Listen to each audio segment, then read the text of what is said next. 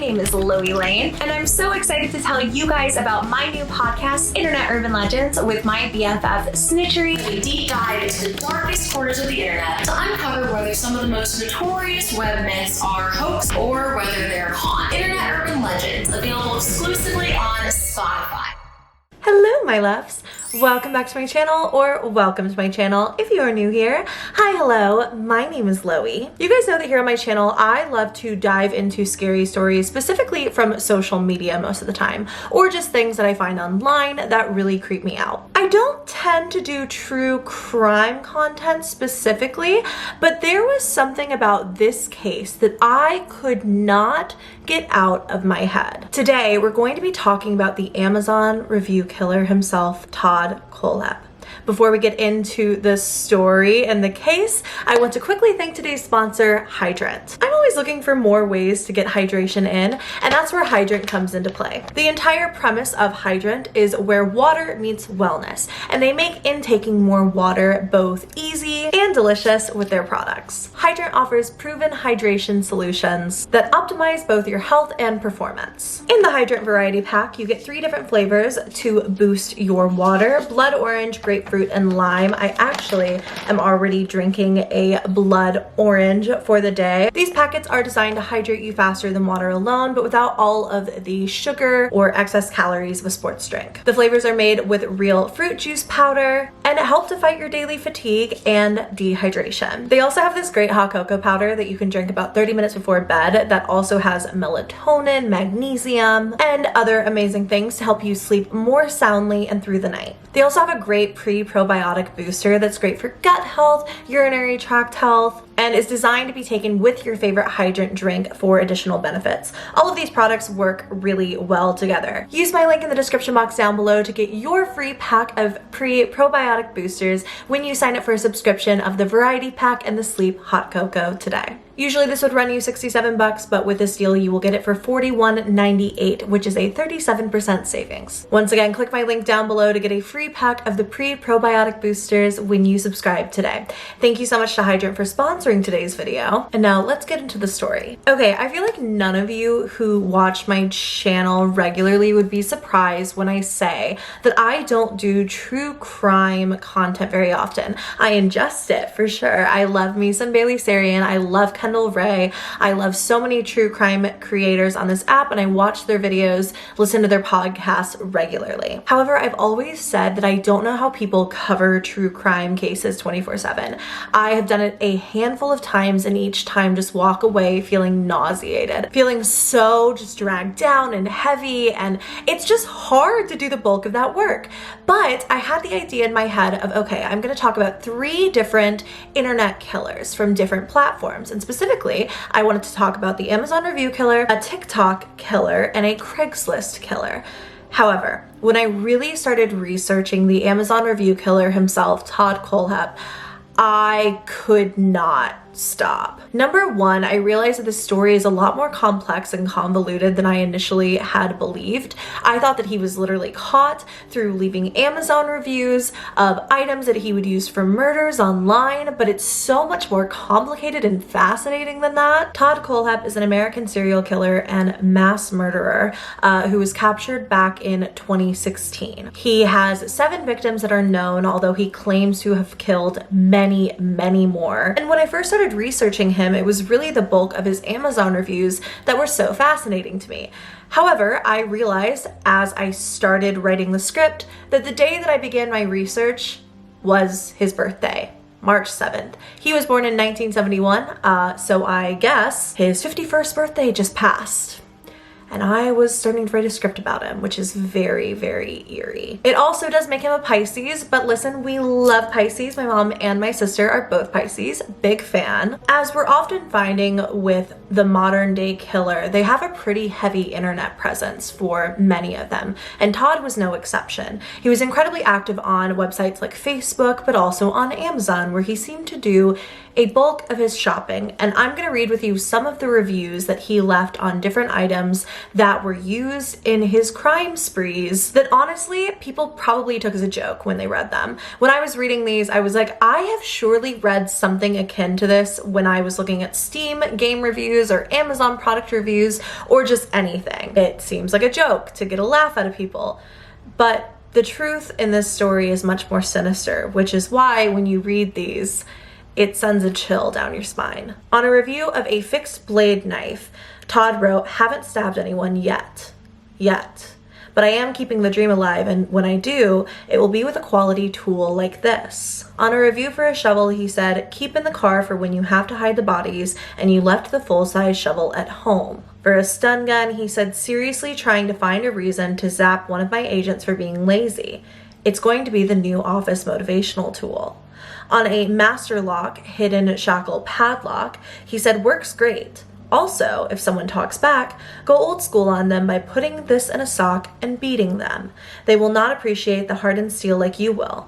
Works great on shipping containers." At least that's what I assume, as it was cut off. For a chainsaw, Todd said, "Works excellent. Getting the neighbor to stand still while you chase him with it is hard enough without having an easy to use chainsaw." And then he left more reviews on two separate things for master padlocks. One of them was a 1-pack, one of them was like a 4-pack.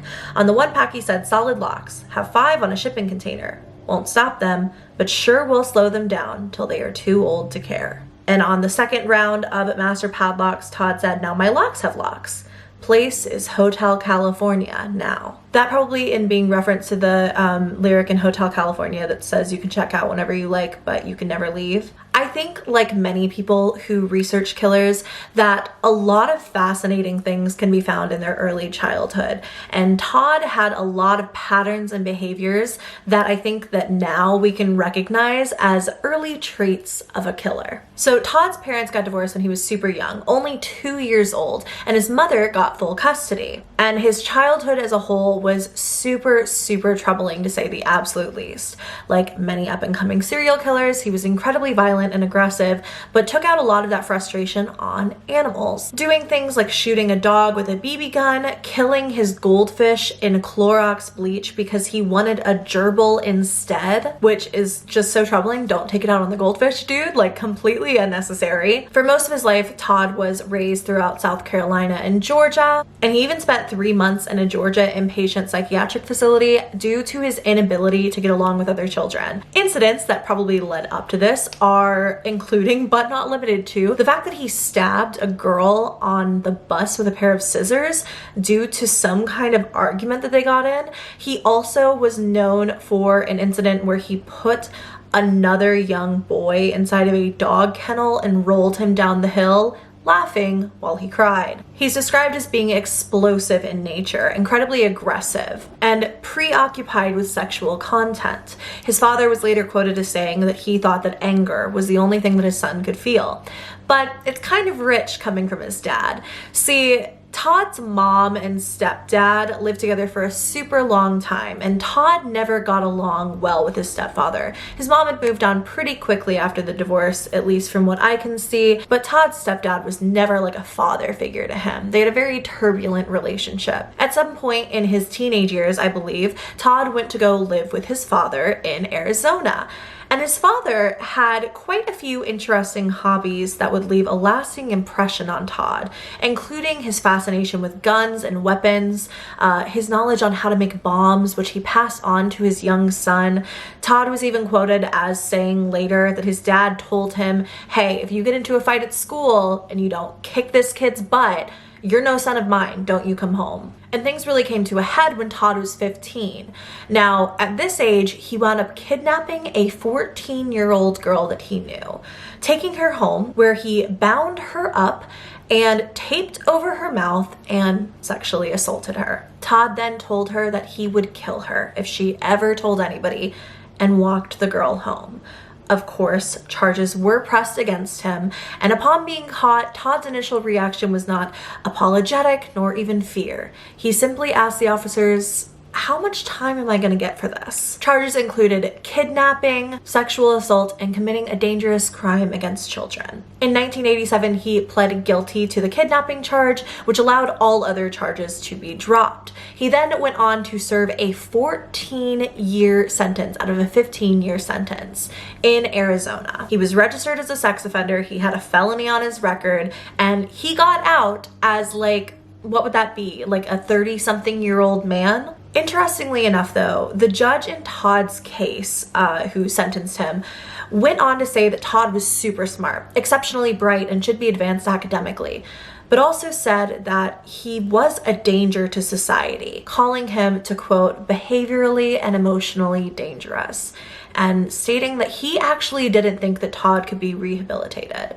This is really chilling foreshadowing for what happens next, but I think it goes to show that even at a young age, people could see Todd for exactly who he was. However, it didn't seem that way at first during his prison stay. I mean, he was pretty well behaved while he was in prison. Other than like a few outbursts when he first got there and was still a teenager, during all of his 20s, there was really no complaint from him or about him. He was really well behaved. Upon getting out of jail, Todd moved to South Carolina where his mother was living. Now, interestingly, when he was living with his father before the crimes took place and he went to jail, he did want to come back and live with his mother. Living with his dad wasn't all it was cracked up to be, and he wanted to come home, but she would routinely make excuses to not let him live in their family home any longer. But it seemed like his time in jail changed their relationship weirdly, and she even wrote letters to the judge pleading for leniency in his sentencing, saying that good could come from bad, and he walked the girl home after, so how bad could he really be? Could he be a monster if he walked the girl home?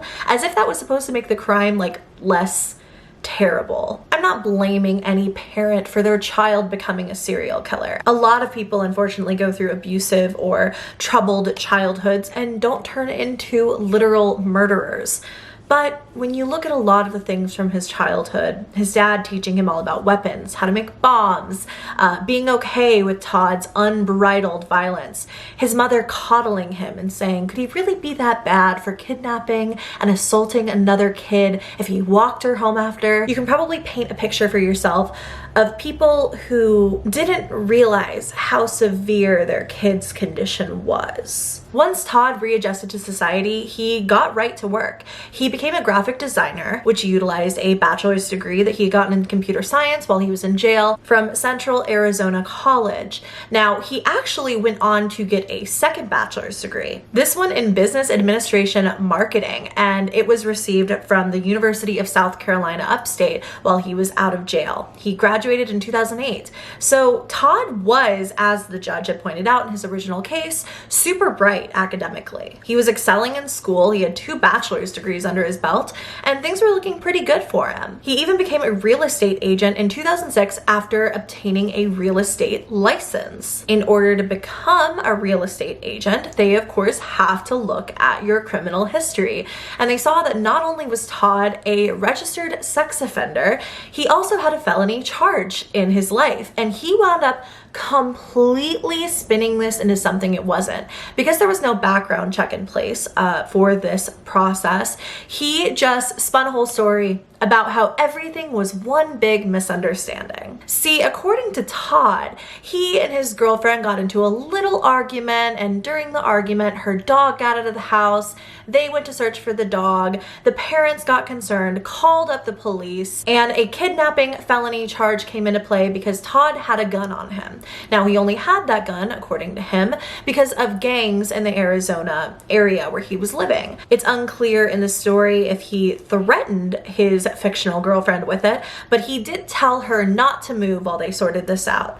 And that's how it all went down. And the sex offender charge came from, I'm assuming, the same fictional girlfriend when he and her took some kind of joyride. He got her home too late, and her dad was like, I'm pressing charges against you because you got my daughter home late. And people believed this. Like, that's the crazy thing. Nobody looked into it anymore. He was that charming, that charismatic, that people just believed what he had to say.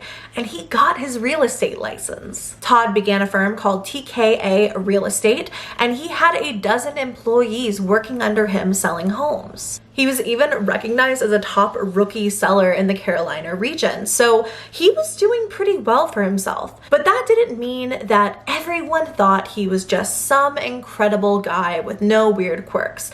People thought highly of Todd. He was hardworking, he was very charming, but he also had a weird history of just making women around him feel uncomfortable. He would make overtly sexual comments even to his coworkers in, his company, and was even known for watching sexually explicit material while on the job in front of other people. But overall, nobody really thought that much of it. They just thought these were some weird quirks of an otherwise very normal, very nice guy. But going back to his inability to not be overtly sexual towards women, Todd was a frequenter at a local Waffle House in Roebuck, where he made waitresses so uncomfortable with sexual innuendos, massive tips, offers to visit his home, that a male cook began exclusively taking his order when he came in. During my research, I even found posts of people who claimed to have been acquainted with the man in some way, or it's like family members knew him. There was this one really interesting comment on Reddit from someone who supposedly lived in his area who claimed, "Guy is from my city. He was a realtor and sold houses to many of the family friends." As you can imagine, it was an interesting realization that this man had keys to their houses for a while. Not to mention, a lot of the people I know had known and had conversations with him. Weird to think about having a conversation with a serial killer. When the judge in his original case said that Todd would probably never not be a danger to society, he was unfortunately more correct than he knew. Because as early as 2003, Todd was committing murders. And that's why people like this are so freaking scary to me, because this man was working as a graphic designer, he was going to college, he was getting his life together, he was lying through his teeth to get his real estate license, and all the while he is murdering people. In late 2003, Todd had purchased a motorcycle from a shop called Superbikes. When he purchased this bike, he pretty much had no idea how to ride it. I'm actually not sure why he would purchase a bike with otherwise very minimal training in how to ride it. And so he went back into the shop and he was like, "Hey, I'm not very good at riding this. Maybe I should trade it in for a smaller one. What do you guys think?" In his story, he claims that they were somewhat rude to him, kind of turned their noses up at him, and were just overall not helpful in the situation. So he left. Now, very shortly after that, his bike was stolen from the apartment complex that he was living in. Todd was super bummed about this, but for some reason went back to the same shop to buy another bike. And when he was there, I guess somebody made some sort of comment about how his bike was on its way to Florida. Just some sort of strange comment that who knows if it was real or not, or if it was a joke, or if the person was just saying, listen, I know your bike was stolen. It's probably on its way to Florida. If you do want to get another one, we're here to help you, whatever. But that comment alone was enough to tick Todd off to the point where he bought a gun, some kind of 9mm weapon. He bought 3 10-round magazines for it and put on 2 pairs of latex gloves on each hand in order to prevent fingerprints from being left at the crime scene. I don't know how effective this really was, but he was taunting the police with it when he finally came clean about this 2 decades later, explaining to them why that process didn't leave fingerprints and saying how he was so smart because he opened up the door with his knuckles, blah, blah, blah. I think this guy just likes to feel so much smarter than he actually is. So he takes his weapon, he goes back to the store, and it's on November 3rd, I believe, of 2003 that he walked in and killed 4 people back to back. The victims were the owner of the store, Scott Ponder, as well as his mother, who was a bookkeeper for the store, Beverly Guy, the service manager, Brian Lucas, as well as the mechanic, who was named Chris Sherbert. What's interesting is I don't even know if gunshots were heard by anybody. Basically, the crime wasn't even reported until a customer came to the store, opened up the door, and saw the crime scene that had been left behind. That customer called it in to police, and the crime alarmingly went unsolved until Todd eventually confessed to it in 2016. So from 2003 to 2016, I said 2 decades earlier, that's not 2 decades, but you get what I mean. Over a decade of time, this crime just went unsolved. 4 people killed in the middle of the day and nobody knew who it was. That blows my mind. In 2012, a revised police sketch of the supposed assailant of this crime back in 2003 came out, and it does look pretty similar to Todd. I found this in a video from Explore With Us, who honestly was like instrumental in getting a lot of this information together. They have so many of like the recordings of Todd's interviews with the police and stuff, even though they probably had a general gist of what Todd looked like. It wasn't enough to figure out that it was him and wouldn't stop him from committing more murders moving forward. In 2015, Todd would kill again. In December of that year, Johnny Joe Coxey and Megan Lee McGraw Coxey, his wife, were formally declared missing. This comes into play with Todd because Megan was a waitress at that Waffle House that he frequented so often. Todd seemed to take a special kind of liking to her, and he actually wound up offering her a job. I'm not sure where they were communicating specifically, text, Facebook, but they were talking back and forth, and he offers her a job for her and her husband to do on his property. Megan graciously accepts the offer.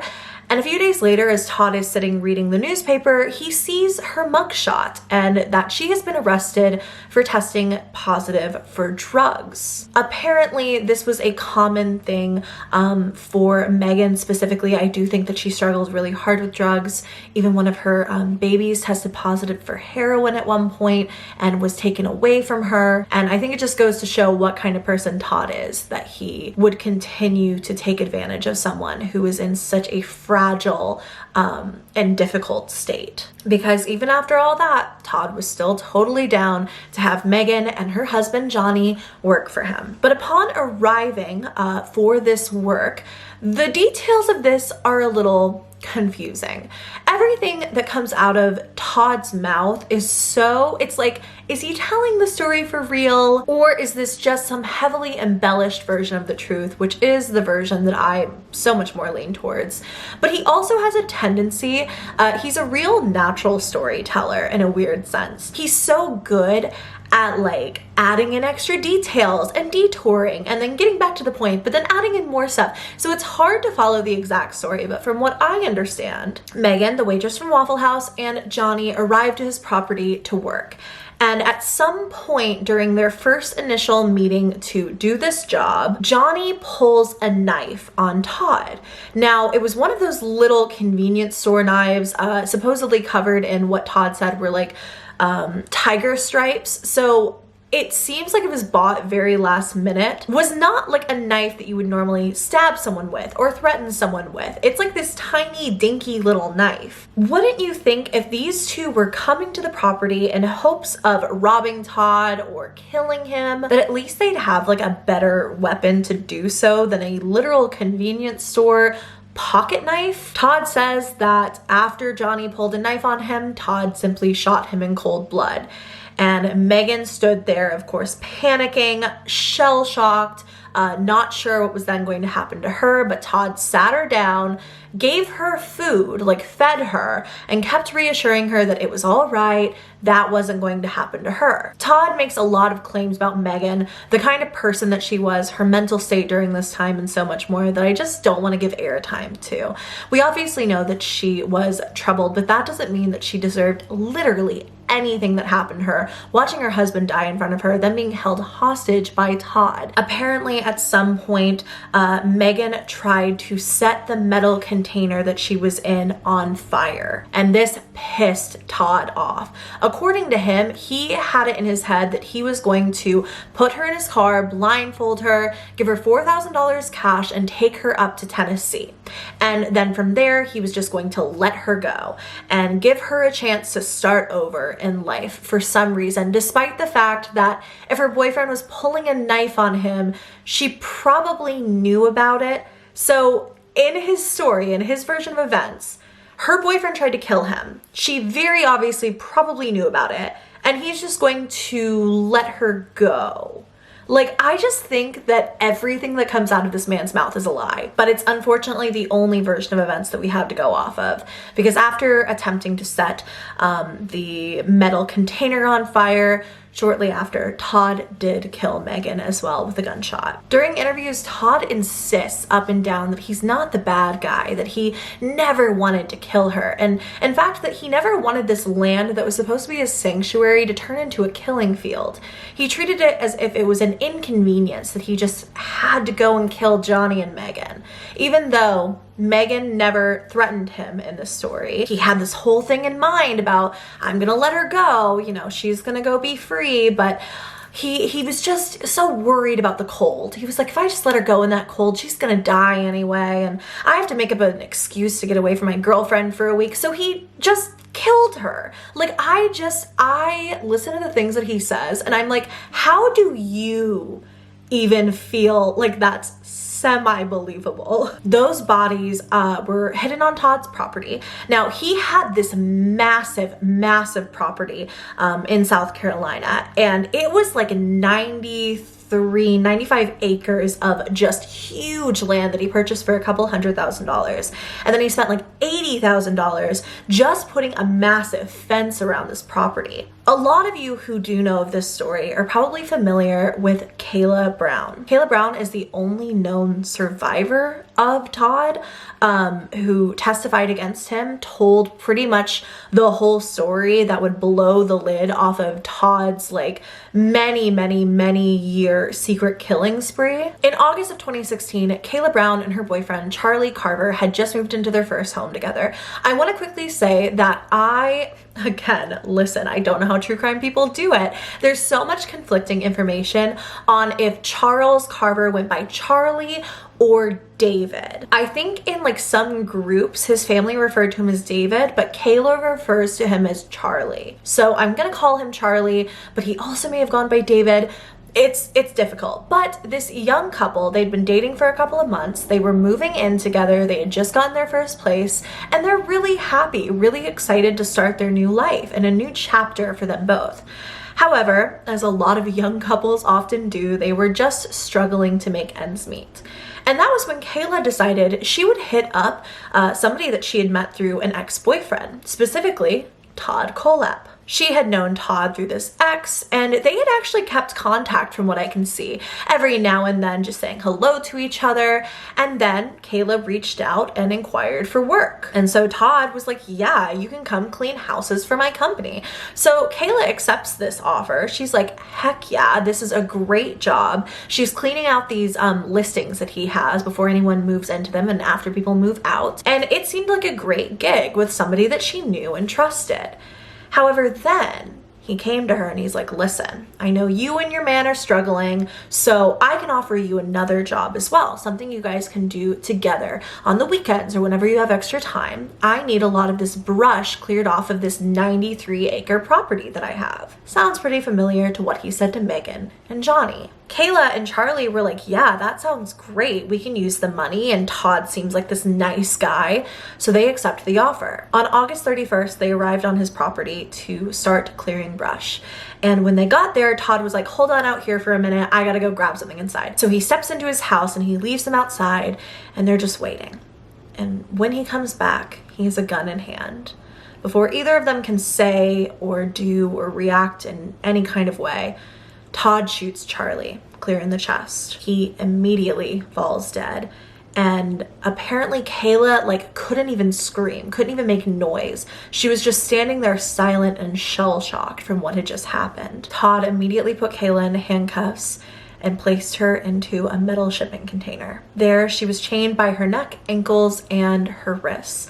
She was only allowed to leave 2 separate times of day, which I guess I found sort of interesting, between the hours of 1 and 3 p.m. and then 5 and 7 p.m. Like clockwork, Todd would come and get her from the metal container. He would then take her to this 2-story garage that he had on his property, not his actual house, just this 2-story garage that he had, where he would feed her. He would give her the opportunity to go to the bathroom, and he would also give her a small amount of water to wash herself off with. During this time, Todd would also force her to perform sexual acts upon him.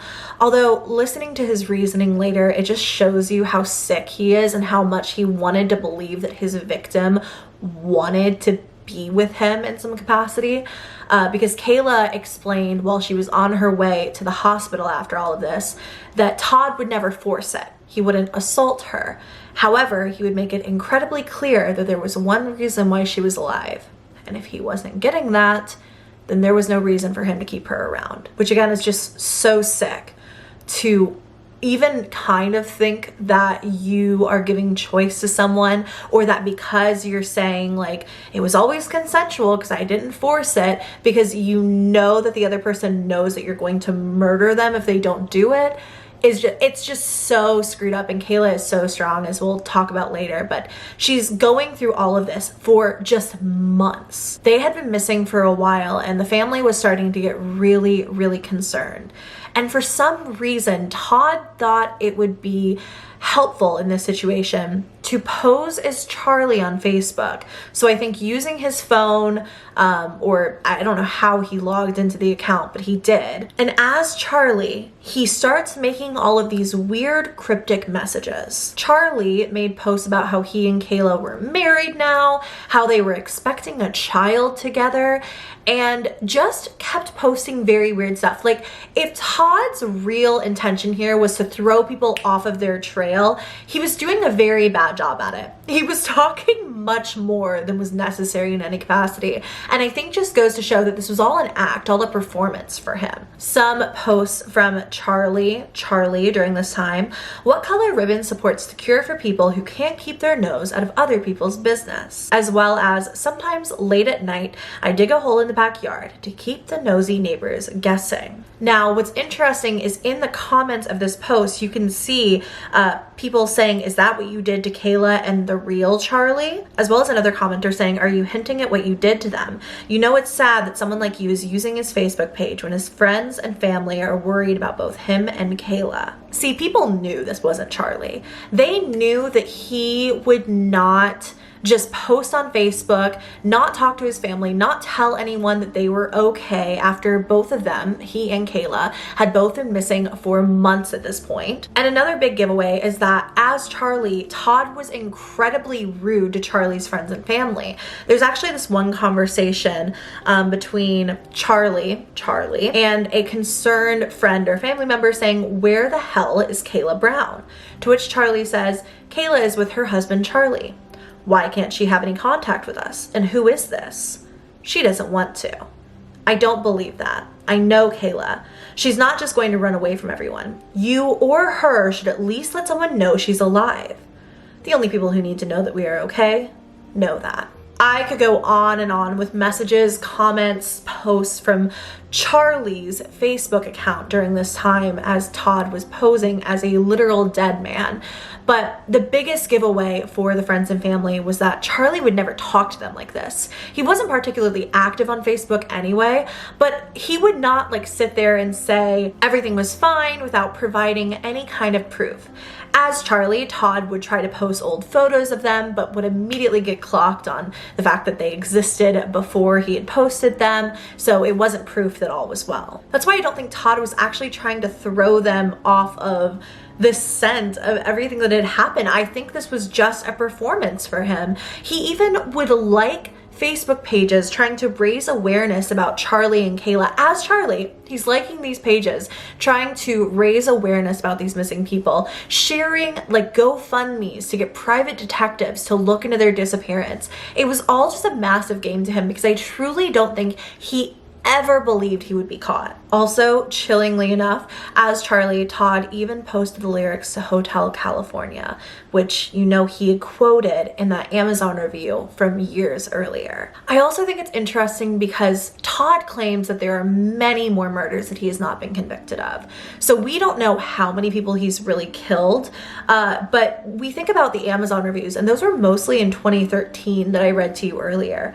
He was committing these murders for Megan and Charlie and Johnny in like 2015 and 2016. His brain is so screwed up that like he was thinking about Hotel California then in 2013, and then it came full circle when he's posting as Charlie on this dead person's Facebook in 2016. Finally, in November of 2016, police were able to track down Kayla's last known location. This started out because they had a warrant for her Facebook where they looked into it and realized that she had all these messages with Todd planning to meet for this job. So they immediately know, like, okay, she saw Todd Kohlepp last.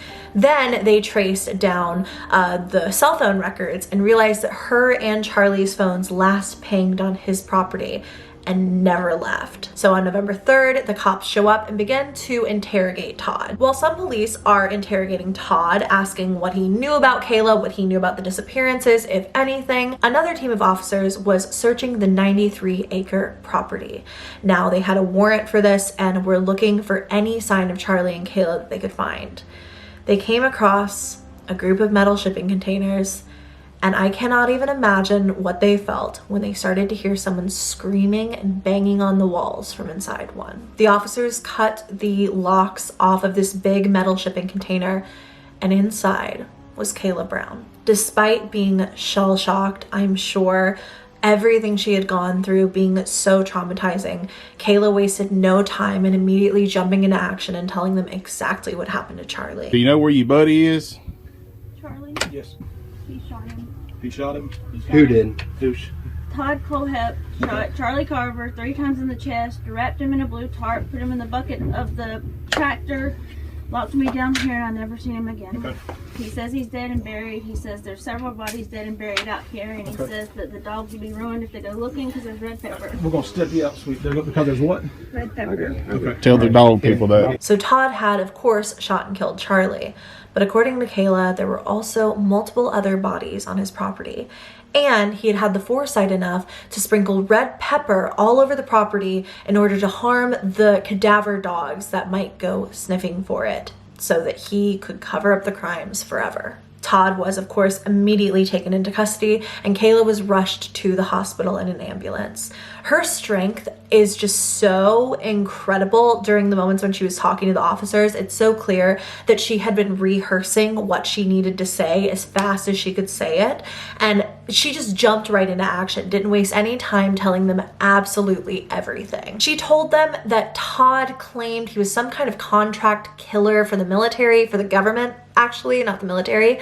He did some sort of killing work for them, and then when he got home, he was like, I can't stop seeing the bad in people, and that's why he killed now. He had also told Kayla about murdering some woman named Holly, who was an ex-girlfriend of his, so it's very clear his crimes were going to continue. The murders of Megan and Johnny, and then the abduction of Kayla and murder of Charlie were only like a year apart. So honestly, it's really lucky that he was caught when he was. Of course, I wish that more people didn't have to die in that process, but I can only imagine how much more he was going to do. He also told Kayla that apparently if she was a good girl, she could become his partner and he would teach her how to kill. I want to say that while I'm not going to give it airtime, what Todd has to say about Kayla, there's a lot of discourse and talk online about Kayla's time with Todd, because according to him, everything was always consensual between them. There was a lot of talk about dominance and submissiveness and him buying her collars, and apparently her saying she wanted any of that, but I think she says it best. It was easier if he thought things were going his way, so I made him think whatever I had to. Kayla did not know Megan by name, I think, but she certainly knew that there had been someone else in her position who had not made it out alive, and she was willing to do whatever it took, whatever was necessary to keep herself alive until help came, including appeasing Todd. She managed to stay alive until help came 2 months after she was abducted. Todd pled guilty to 7 counts of murder, 2 counts of kidnapping, and 1 count of sexual assault. Due to a plea bargain, he was not given capital punishment, so he was not given the death penalty, but he was given 6 consecutive life sentences with no possibility of parole, as well as an additional 60 years. While in jail, Todd confessed to many more murders that he was just never caught for. He was talking about bodies and in so many different places and locations, and according to him, nobody has taken him seriously. Could that be because he's just a serial confessor, or could it be that really and truly he was only caught a couple of years ago and they're still unearthing secrets about his crime spree to this day?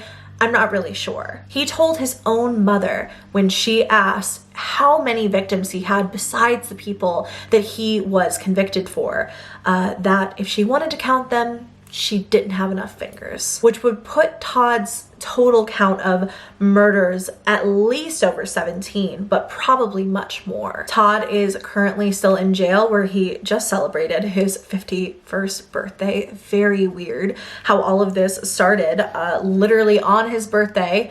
Pretty creepy to me, seriously, when I looked him up, when I started doing my research and I saw that it was his birthday when I started writing that script. I was like, that doesn't feel good. Meanwhile, Kayla was awarded $6.3 million in a civil lawsuit against Todd, which is absolutely deserved. I think also another wrongful death suit was filed against him, and Kayla has gone on to lead a pretty quiet life.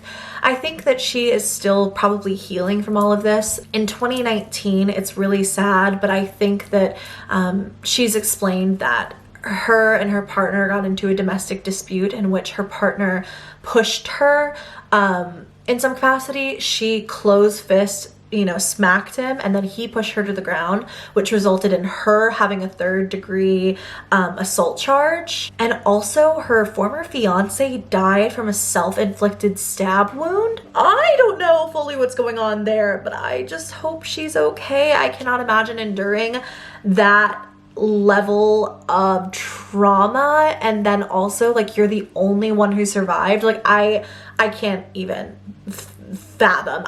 It's nuts. Something I noted as somewhat interesting here at the end of the script was that Kayla has a lyric written about her in the Eminem song The Ringer, where he says, "I'm off the chain like Kayla Brown," and she and her team have simply said that it was a clever rhyme and that that's all they have to comment on about it. Todd Kohlepp is known as the Amazon review killer, but there's so much more to his story than just a few freaky reviews on sinister items on Amazon.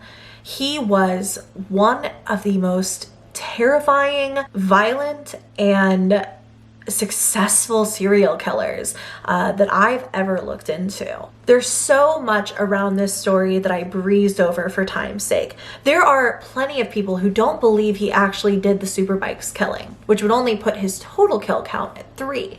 However, he knew details about those murders that no one else did, and details that had never been released to the public. So the police feel pretty good that he was in fact the murderer in those cases, but I think that he truly believes he is this self-righteous, all-important person who never killed unless it was deserved, except for Charlie for some reason. I mean, in every other case, he felt like he had been wronged in some way. The Superbike employees were rude to him and talked down on him, which I don't believe. And then Johnny supposedly pulling the knife on him, Megan trying to set the container on fire. Charlie seems to be the only act of random violence, and I guess that was just so he could keep Kayla chained up. But in listening to his interviews, it's just so obvious what Todd thinks of himself. And I would be fascinated to know what he thinks of himself now that he's been caught. Does he still think he is this all-important, super intelligent serial killer who could just get away with whatever forever? I severely hope not. I hope he is miserable and unhappy for the rest of his life because he is a shit person. And that is the story of the Amazon review killer, Todd Kohlepp. I really hope you guys liked this. I don't do a lot of true crime videos, but if you want more, especially ones that are kind of rooted in internet infamy, definitely let me know, and let me know who down below. Also, let me know what you think of this story. I want to say a special thank you to all of my channel members for supporting me on this channel. If you want to become a channel member of LoeyLane, you can get one extra personal video every single month from me, as well as other members exclusive perks. You can click that little join button. It should be somewhere around the screen. We would love to have you. For now, I'm going to go ahead and go, but thank you guys so much for watching. If you did enjoy, go ahead and give me a thumbs up, and please subscribe to my channel if you haven't already. I love you very, very much, and I will see you in my next video. Bye!